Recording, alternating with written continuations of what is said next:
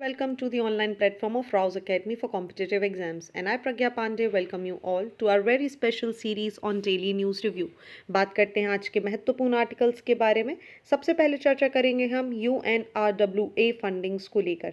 देखिए देखिए United nation ने यहाँ पर कंट्रीज़ को अर्ज किया है कि वो रिकंसीडर करें जो इन्होंने सस्पेंशन कर दिया है funding for the United Nations relief and work agency for Palestinian refugee, यही पूरा नाम है UNRWA का। ये जो अपील है ये यहाँ पर आई है कि ये जो फंडिंग है वो कट हो गई है, यूएस ने यहाँ पर कट कर दिया है और 8 दूसरे वेस्टर्न कंट्रीज़ ने भी ये फंडिंग यहाँ पर बंद कर दी है, जो कि कहीं ना कहीं कलेक्टिवली कंट्रीब्यूट कर रहे थे UNWRA के हाफ ऑफ द बजट को लेकर। ऐसे में ये जो डिसीजन है ये फॉलो किया गया है इजराइल के एक्यूजिशन के द्वारा कि कुछ UNRWA स्टाफ मेंबर यहाँ पर 2 अक्टूबर 7 के इजराइल और हमस अटैक में भी इन्वॉल्व थे। अब देखिए यहाँ पर यूनाइटेड नेशंस ऑफिशियल्स ने यह भी अश्योर किया है कि वो स्ट्रिक्ट एक्शन लेंगे ऐसे किसी भी स्टाफ मेंबर के खिलाफ जो भी 7 अक्टूबर के अटैक में इन्वॉल्व पाया जाता है। चलिए समझते हैं हम कि आखिर UNRWA है क्या। UNRWA की बात करें तो ये United nation relief and work agency for Palestinian refugee के बारे में बात करता है इन दी नियर ईस्ट। अगर हम इसके फाउंडेशन की बात करें तो देखिए 1949 में इसको यहाँ पर फाउंड किया गया था और इसका मुख्य काम था जो पैलेस्टीनियन रिफ्यूजी हैं जो डिस्प्लेस हो गए थे 1948 के अरब इजराइल वॉर के कारण, उनको यहाँ पर सहायता प्रोवाइड करना। ऑपरेटिंग रीजन्स के बारे में यहाँ पर बात करें तो Gaza, Israeli occupied west bank, Lebanon, Syria और जॉर्डन के क्षेत्रों में इसको ऑपरेट किया जाता है। वहीं education sector, health sector, relief और social services, micro finance, emergency assistance program जैसे बहुत सारी चीज़ों के लिए फंडिंग इसके अंतर्गत दिया जाता है। अगर हम बात करें तो इस पर्टिकुलर फंड से 5.9 मिलियन पैलेस्टीनियन रिफ्यूजीज़ को यहाँ पर बेनिफिट दिया जा रहा था, जिसमें से 1 मिलियन से भी ज़्यादा जो पैलेस्टीनियंस हैं in Gaza, representing 85% of the population, यहाँ पर इन्होंने शेल्टर लिया था UNRWA स्कूल्स में। और इसी के बाद आप देखेंगे रिसेंट इजराइल हमेश कॉन्फ्लिक्ट के बाद से ही यहाँ पर इनके रिफ्यूज के कारण ये जो फंड है ये बहुत ही ज़्यादा इंपॉर्टेंट हो जाता है। अब देखिए इजराइल ने यहाँ पर आकर एक्यूजिशन क्या किया। इजराइल का बोलना है कि 12 स्टाफ का एक मेंबर है यूनाइटेड नेशन रिलीफ और working agency for Palestinian refugee जो कि इन्वॉल्व था 7 अक्टूबर के अटैक में। इसका मतलब यहाँ पर ये क्लेम किया जा रहा है कि हमस siphonning of fund from the UNRWA conducted military activities in and around UNRWA facilities. Along with that, Israel has also asserted that presence of Hamas tunnel near or under the UNRWA facilities, accusing the agencies of promoting anti-Israel sentiments in the school, and that is why Israel has pinpointed this particular issue, and because of that बहुत सारी countries ने यहाँ पर fundings को रोक लिया है। चलिए moving on to the next article of the day. बहुत अच्छा सा आर्टिकल हमें देखने के लिए मिल रहा है। Kochi headquartered ICAR central marine fishery research institution यहाँ पर एक कोलैबोरेटिव रिसर्च एग्रीमेंट में आ गए हैं, जहाँ पर प्राइवेट सेक्टर स्टार्टअप को यहाँ पर क्रिएट किया जाने वाला है ताकि जो टेक्नोलॉजिकल सॉल्यूशन है to grow the fish meat in the laboratory उसके लिए काम किया जा सके। हम समझेंगे कि लैब ग्रोन फिश यहाँ पर क्या होता है, उसके पहले समझ लीजिए यहाँ पर एक MOU साइन किया गया है इस इंस्टीट्यूट के द्वारा जो कि काम कर रहा है union ministry of agriculture and farmer welfare के अंतर्गत, ताकि यहाँ पर जो भी मीट बायोटेक सेक्टर में इंडिया अपने कदम को आगे बढ़ा सके। बात करते हैं कि आखिर लैब ग्रोन फिश यहाँ पर क्या होती है, तो मेयरली एक टाइप है जैसे लैब ग्रोन या फिर कल्टिवेटेड या कल्चर्ड मीट है। Sea food without the sea is grown in the same way as the other cultivated meats are grown without the need to rise or kill the animal। ऐसे में जो लोग हैं जिनको मीट खाना है, जो नॉन वेजिटेरियन है, जो इसको खाने के शौकीन हैं, उन पर सबसे ज़्यादा आप देखेंगे आरोप प्रत्यारोप यहाँ पर लगते हैं कि भाई आप एनिमल्स किलिंग कर रहे हैं। ऐसे में लैब ग्रोन मीट्स का इस्तेमाल किया जाने लगा है जिसमें केमिकल की सहायता से, बायोटेक्नोलॉजी की मदद से यहाँ पर विदाउट एनिमल को किल किए हुए यहाँ पर कल्चर्ड तरीके से, आप ऐसा समझ लीजिए आर्टिफिशियल वे में यहाँ पर मीट को ग्रो किया जा रहा है। इसी कॉन्सेप्ट में यहाँ पर सी फूड को भी ग्रो किया जाना है without the requirement of the sea. और ऐसे लोग जो कि यहाँ पर जितना भी सी फूड, चाहे हम बात कर लें यहाँ पर फिशेस की, उनके कंडक्शन की यहाँ पर बात की जा रही है। सो कल्टिवेटेड फिश मीट एक प्रोड्यूस है जिसमें यहाँ पर आइसोलेट किए जाएंगे specific cell from the fish, और उनको यहाँ पर ग्रो किया जाएगा लेबोरेटरी में, जिसमें बहुत सारी एनिमल कंपोनेंट्स को इस्तेमाल किया जाएगा, और फाइनल प्रोडक्ट इस तरीके से माना जा रहा है कि बिल्कुल उसका फ्लेवर, टेक्सचर, न्यूट्रिशन, क्वालिटी सभी स्तर पर ये रियल फिश मीट की तरह हमें देखने के लिए मिलेगा। अब एक और सवाल आ जाता है कि भाई आवश्यकता क्या है, कर क्यों रहे हैं ऐसा। तो देखिए एक्सपेरिमेंट हालांकि अभी चल रहे हैं, और ऐसे में सबसे इम्पॉर्टेंट हो जाता है कि देखिए पॉपुलेशन बढ़ रही है, पॉपुलेशन बढ़ने की वजह से यहाँ पर डिमांड भी इंक्रीज होती जा रही है। अब यहाँ पर जो एक्सेसिव प्रेशर है सी फूड्स के ऊपर, उसको कम करने के लिए, और साथ ही ओवर फिशिंग की वजह से जो हमारा फिश, जितनी भी हमारी फिशेस हैं वो यहाँ पर ख़त्म होती जा रही हैं, एक ड्रास्टिक रिडक्शन उनकी पॉपुलेशन में होता जा रहा है, बहुत सी important species, marine life, marine ecosystem यहाँ पर डिस्टर्ब हो रहा है। इस सभी को रोकने के लिए ऐसा डिसीजन लिया जा रहा है कि भाई लैब ग्रोन फिश मीट को यहाँ पर बनाया जाएगा। ठीक है, अब यहाँ पर देखिए और भी पोटेंशियलिटी है। फूड सिक्योरिटी के मामले में अगर हम बात करें तभी भी ये इंपॉर्टेंट है। एनवायरमेंटल बेनिफिट्स भी हमें इसके बहुत ज़्यादा देखने के लिए मिलेंगे। साथ ही जितनी भी ट्रेडिशनल फिश में हम बात करते हैं जो कई बार कंटामिनेशन हो जाता है, बहुत सारे आप देखिए बहुत सारी चीज़ें इनकी बॉडीज़ में मिल जाती हैं, उससे जो हमारा लैब ग्रोन फिश होगी वो पूरी तरीके से फ्री रहेगी, मतलब कंप्लीटली कंटामिनेशन फ्री। और माइक्रोप्लास्टिक, हैवी मेटल्स, पॉल्यूटेंट्स, जितनी भी चीज़ें आपको ओशन और सी में देखने मिलती है, इस सभी से यहाँ पर इसको पूरी तरीके से मुक्त रखा जाएगा। तो सवाल आ जाता है क्या आज की डेट में ऐसी कोई कंट्री है जो इसके लिए काम कर रही है? यस, बहुत सारी लार्ज स्केल कमर्शियल मैन्युफैक्चरर्स हैं आज की डेट में अलग अलग कंट्रीज़ में, जो बायोटेक्नोलॉजी की मदद से, जो टेक्नोलॉजी की मदद से यहाँ पर इसके लिए काम कर रहे हैं। और इसके लिए फॉरनर बोला जा सकता है इजराइल को, इसके बाद सिंगापुर, यूनाइटेड स्टेट्स और चाइना भी अगर हम यहाँ पर देखेंगे तो ये successfully lab grown fresh water meat को प्रोड्यूस करने में सक्सेसफुल हो चुकी हैं। चलिए moving on to the next article of the day, हम बात करने वाले हैं फीमेल माइग्रेशन को लेकर।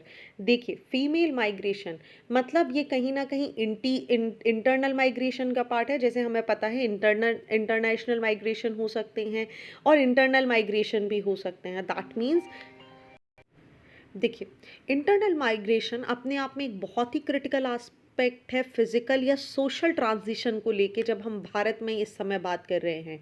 देखिए पीरियोडिक लेवल फोर्स सर्वे की अगर हम यहाँ पर बात करें, जिसने एस्टिमेट किया है कि 27% माइग्रेशन रेट हमें देखने मिली है केवल और केवल जून 2020 से लेकर 21 के बीच में।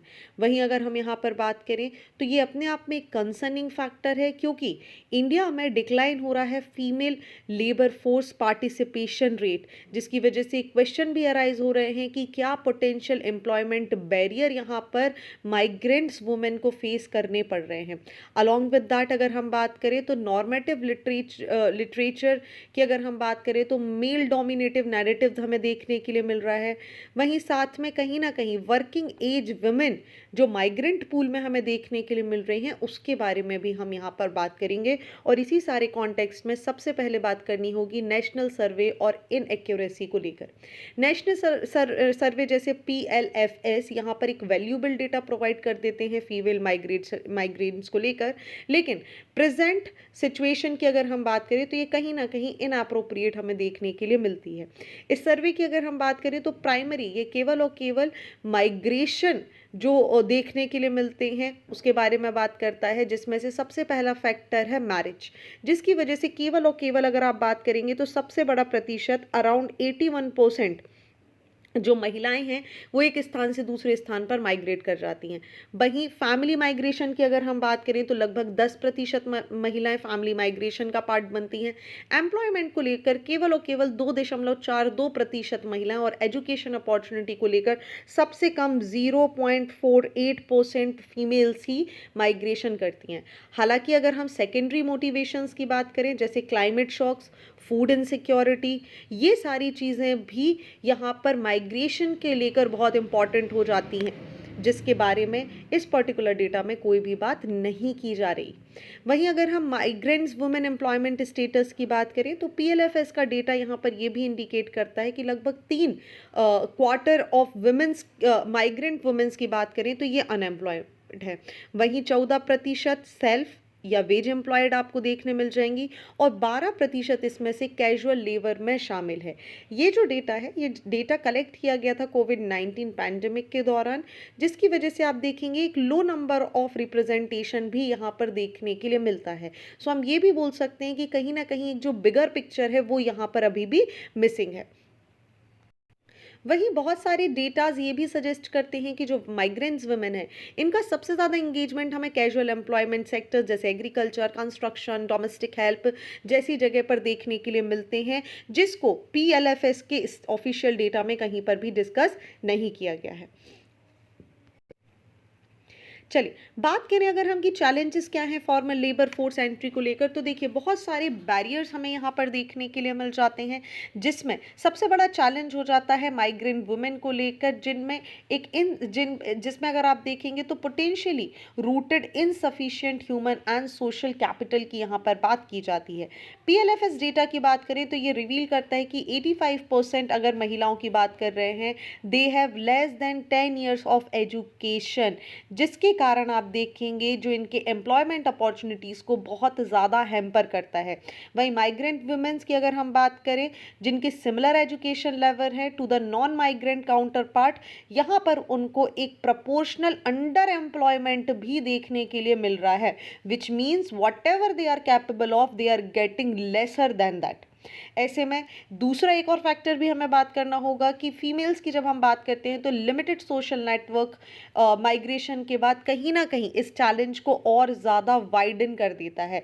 अलॉन्ग विद दैट बहुत सारे बैरियर्स हैं जैसे एजुकेशन, सोशल बैरियर्स हमें देखने के लिए मिल जाएंगे, social network, slow recovery of women's labour activity post pandemic, ये सारे रीज़न कहीं ना कहीं महिलाओं के जो प्रॉपर रिप्रेजेंटेशन है उसके बारे में भी बात कर रहा है कि ये सबसे कम देखने मिल रहा है। So despite 101% increase in the female migration for labour between 2001 and 11, migrant women's अभी भी इनविजिबल या मार्जिनलाइज कैटेगरी में ही बोली जा सकती हैं। क्यों? क्योंकि भाई बहुत ज़्यादा अटेंशन नहीं है, ना ही पॉलिटिकल पार्टीज़ की बात करी जाए, ना ही कोई खास वोट बैंक ही उनके लिए यहाँ पर क्रिएट करती हैं। अलॉन्ग विद दैट जितनी भी पॉलिसीज़ हमारे पास हैं ये भी फीमेल माइग्रेंट्स के जो यूनिक चैलेंजेस हैं जिसको वो फेस करती हैं उसके बारे में भी कोई काम नहीं कर रहा है। हालांकि कुछ एग्जिस्टिंग पॉलिसीज़ हैं जैसे one nation one ration card, e Shram, ये यहाँ पर कहीं ना कहीं अफोर्डेबल रेंटल हाउसेस, ये सारी चीज़ें अभी भी जो फीमेल माइग्रेंट्स की नीड है, स्पेसिफिक नीड है, उसको निगलेक्ट कर रहा है। ऐसे में हमारी पॉलिसीज़ को इम्प्रूव करना ज़रूरी है, एक कॉम्प्रिहेंसिव स्टेप लेना ज़रूरी है, साथ ही नेशनल सर्विस के थ्रू हमें एक डीपर कॉन्सेप्ट डेवलप करना आवश्यक है कि सोशियो इकोनॉमिक कंडीशन क्या है फीमेल माइग्रेंट्स की, पोस्ट माइग्रेशन कंडीशन क्या होती है, किस प्रकार की समस्याओं से ये फेस करती हैं, क्या सोशल सिक्योरिटी बेनिफिट यहाँ पर देने चाहिए और क्या जो बेनिफिट यहाँ पर सभी को मिलने चाहिए वो मिल भी पा रहे हैं या नहीं मिल पा रहे हैं। This is also very important. चलिए बात करते हैं अगले आर्टिकल के बारे में। हम चर्चा करेंगे Griha Lakshmi is not a freebie. ठीक है, गृह लक्ष्मी स्कीम जिसको लॉन्च किया गया है कर्नाटका गवर्नमेंट के द्वारा, और यहाँ पर बहुत ज़्यादा डिबेट आने लगी कि देखिए चुनाव हैं तो फ्री बीज दिए जा रहे हैं। सो इसको ध्यान में रखते हुए सबसे पहले हम चर्चा करेंगे कि आखिर गृह लक्ष्मी योजना है क्या।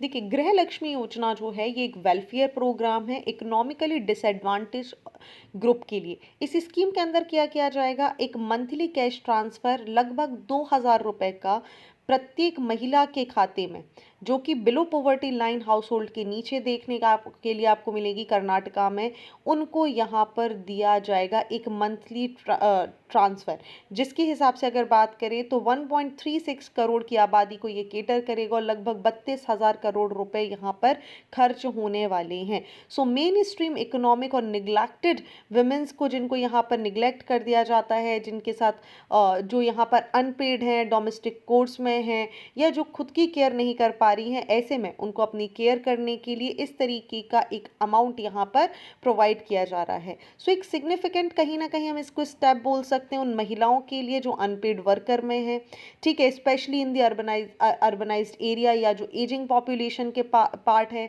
और ऐसे में जिनको एल्डरली केयर के लिए जिनके खर्चे ज़्यादा देखने के लिए मिलते हैं। सो ये स्कीम कहीं ना कहीं एक इसेंशियल पार्ट बन जाती है जो इन महिलाओं को यहाँ पर सपोर्ट करती है। तो यहाँ पर कर्नाटका गवर्नमेंट का बहुत क्लियरली बोलना है कि आप इसको फ्री बीज की तरह नहीं देख सकते, क्योंकि ये यहाँ पर जो महिलाएं हैं उनको एक हेल्प प्रोवाइड कर रही है, एक मॉनेटरी सपोर्ट यहाँ पर प्रोवाइड कर रही है, ताकि इनके ऊपर जितने भी मल्टी डायमेंशनल जितनी भी प्रॉब्लम है, चाहे सोशियो प्रॉब्लम है, इकोनॉमिकल प्रॉब्लम है, उन सभी से यहाँ पर महिलाएं अपनी सुरक्षा कर सकें। अलॉन्ग विद दैट इस तरीके के इकोनॉमिक बेनिफिट के साथ यहाँ पर लो वेजेस महिलाएं जो यहाँ पर फेस कर रही हैं, जिनके पास पैसे नहीं हैं and they are facing a lot of challenges, ऐसे में इनको एम्पावर करना भी इस पर्टिकुलर स्कीम का पार्ट हमें देखने के लिए मिलता है। ऐसे बहुत सारे एग्जाम्पल भी हैं, जैसे हम पीएम किसान की बात कर लें या मध्य प्रदेश गवर्नमेंट की बात करें जो सिमिलर स्कीम्स यहाँ पर चला रही हैं।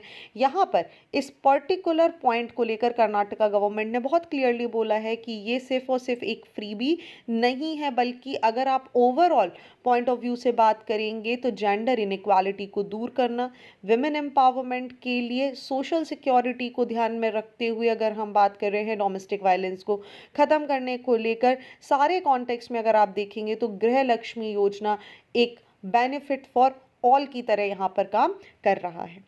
चलिए, आई होप यहाँ तक आपको सारी चीज़ें क्लियर हो चुकी होंगी। बात करते हैं अगले आर्टिकल के बारे में, where we'll be talking about India nominates 12 forts of Marathas for UNESCO world heritage list. समझते हैं आखिर की कौन से फोर्ट हैं और क्या हमें इसमें और डिटेल में पढ़ना है। देखिए, इंडिया ने मराठा मिलिट्री लैंडस्केप को यहाँ पर सबमिट कर दिया है कि यूनेस्को की वर्ल्ड हेरिटेज लिस्ट 2024-25 के लिए इंडिया ने नॉमिनेट कर दिया है। ये जो नेटवर्क है फोर्ट का, इसके अंदर 12 कंपोनेंट्स हमें देखने के लिए मिलते हैं, जैसे रायगढ़, शिवनेरी जैसे अमेजिंग फोर्ट्स यहाँ पर देखने मिल जाएंगे, जो मराठा रूलर्स की यहाँ पर बिल्डिंग कैपेसिटी के बारे में भी बताते हैं।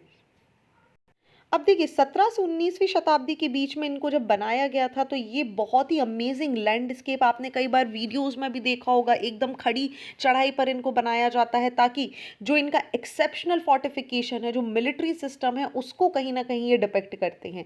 अगर हम इनके स्ट्रैटेजिक पोजिशन की बात करें तो जैसे सह्याद्री माउंटेन रेंजेस में ये हमें देखने मिल जाते हैं, कोंकण कोस्ट में, दक्कन के पठार में, ईस्टर्न घाट में, इंडियन पेनिनसुला में, कहीं ना कहीं जो मराठास हैं, जो उनका डोमिनेशन आपको देखने मिला, वहीं पर एक इंटीग्रेशन और एक एक्सेप्शनल फोर्टिफिकेशन भी हमें यहाँ पर देखने के लिए मिलता है। सो यहाँ पर अगर हम बात करें तो जो नॉमिनेटेड फोर्ट्स हैं उसके अंदर सालेहर, लोहागढ़, रायगढ़, प्रतापगढ़, शिवनेरी जैसे बहुत सारे फोर्ट्स यहाँ पर शामिल किए गए हैं। हिस्टोरिकल कॉन्टेक्स्ट में अगर मैं आपको बात करने की कोशिश करूँ तो 17वीं-18वीं शताब्दी में अंडर दी छत्रपति शिवाजी महाराज के लीडरशिप में मराठास मिलिट्री ने एक आइडियोलॉजी अपनाई और यहाँ पर इन्होंने 1818 सीई के आसपास बहुत सारे डेवलपमेंट करना शुरू करें। इंडिया में अगर हम इस समय बात करें तो देखिए, हमारे पास 42 वर्ल्ड हेरिटेज साइट हैं, जिसमें से 34 कल्चरल साइट हैं, 7 नेचुरल साइट हैं और एक मिक्स्ड साइट का एग्जाम्पल भी हमें देखने के लिए मिलता है।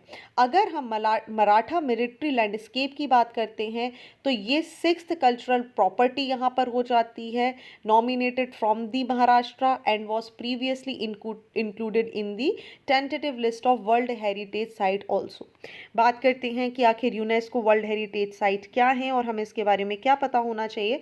तो समझ लीजिए, यूनेस्को वर्ल्ड हेरिटेज साइट्स की हम अगर बात कर रहे हैं तो ये एक प्रेस्टिजियस स्टेटस है जो कि किसी भी कल्चरल, नेचुरल या मिक्स्ड प्रॉपर्टी को, जो भी आपको विश्व भर में देखने के लिए मिल रही हैं, जिसकी एक आउटस्टैंडिंग वैल्यू है पूरे विश्व भर में, उसको प्रोटेक्ट करने के लिए दिया जाता है, ताकि यहाँ पर क्या किया जा सके, इस नेचुरल हेरिटेज को प्रिजर्व किया जा सके for the future generation.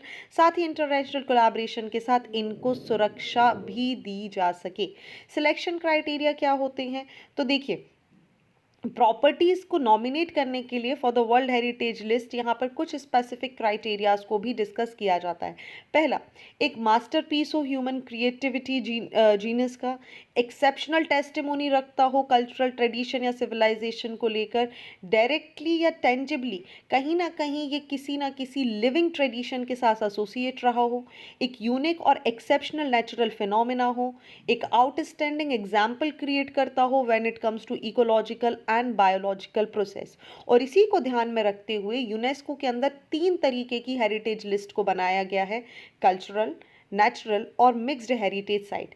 Cultural की बात करें तो ऐसी सारी साइट जो कि कहीं ना कहीं, जिसके अंदर हम मॉन्यूमेंट्स की बात करें, बिल्डिंग, सिटी, जैसे आप बात कर सकते हैं धौलावीरा, आप मोहनजोदाड़ो की बात कर सकते हैं, ये कल्चरल हेरिटेज का साइट हो जाती हैं।